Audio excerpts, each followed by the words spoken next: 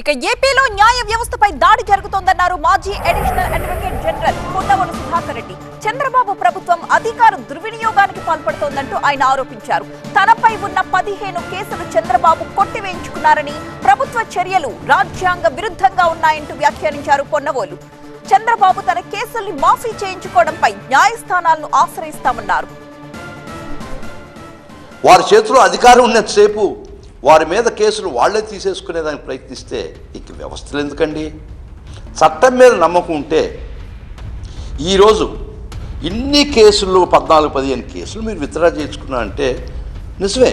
కేసులు నువ్వు unless proved guilty are innocent, అది న్యాయ సూత్రంలో ప్రాథమిక సూత్రం. నువ్వు కేసులు విచారణ చేయించుకో, శుద్ధపూసాలు బయటికి రా. కేసులు విచారణ జరగనీయకుండానే నీ అవినీతి మురికి నువ్వు కడుక్కోదలిచావు నీ అధికార దాహంతో అని చెప్పి, నీ అధికార బలంతో అని చెప్తే నువ్వు శుద్ధపూసెట్లవుతావయ్యా. నువ్వు నిజంగా ఈ కేసుల్లోంచి నాకు సంబంధం లేదు, నేను అవినీతికి పాల్పడలేదు అనే సిస్టమ్ ఏంటంటే నువ్వు ఖచ్చితంగా విచారణ చేయించుకో. విచారణలో కేసు రుజువు కాకపోతే అప్పుడు నువ్వు నిర్దోషిగా బయటపడు. ఇది కాదు కదా.